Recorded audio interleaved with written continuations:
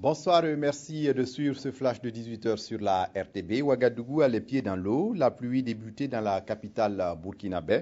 Ses environs dans la nuit de ce mercredi 20 juillet 2016 a causé des dégâts dans plusieurs quartiers et secteurs. Les rues et autres canaux d'évacuation ont été submergés par les eaux de pluie.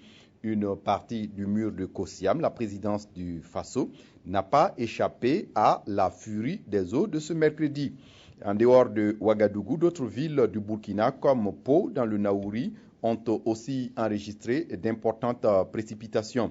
Les hauteurs d'eau enregistrées entre 9h hier mardi et 9h ce mercredi sont d'environ, pour la moyenne à Ouagadougou, 55 mm et pour la moyenne à Pau, 97,6 mm.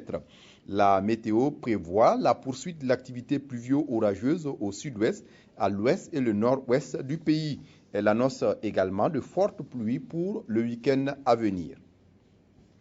Le Conseil des ministres de ce mercredi a évoqué ces inondations à Ouagadougou, mais aussi dans 4 régions du pays. On apprend que le gouvernement a mis en place une cellule de veille. D'autres dossiers importants sont également passés sur la table de ce conseil ce matin. Il s'agit de l'adoption du PNDS, le Programme national de développement social, le nouveau référentiel en matière de développement du Burkina. Le plan prévoit une croissance de l'ordre de 7,7 dans les 5 ans à venir. Et pour les crédits de communication des différents ministres qui sont déjà plafonnés, la mesure touche désormais les collectivités locales.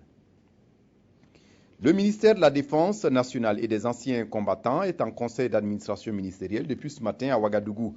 Le thème porte sur la validation de la version provisoire du plan stratégique 2017-2021 pour la réforme des forces armées nationales. C'est le ministre de la Défense, Rochmar Christian Kaboré, qui a présidé la cérémonie d'ouverture. À l'ouverture des travaux de ce CASEM, il a cependant loué le sens patriotique de l'armée burkinabé dans les événements que le pays a connus ces derniers temps. Le programme de renforcement de la gouvernance affiche un tableau vert. Les réalisations pour 2015 sont estimées à plus de 90%. Une évaluation faite ce matin au cours d'une rencontre au Premier ministère. Le comité de pilotage du programme en conclave donc pour dégager de nouvelles perspectives afin d'atteindre la plénitude dans la réalisation des actions. C'est tout pour ce flash. Je vous retrouve à 20h pour d'autres actualités. D'ici là, excellente suite de programmes sur la RTB. Au revoir.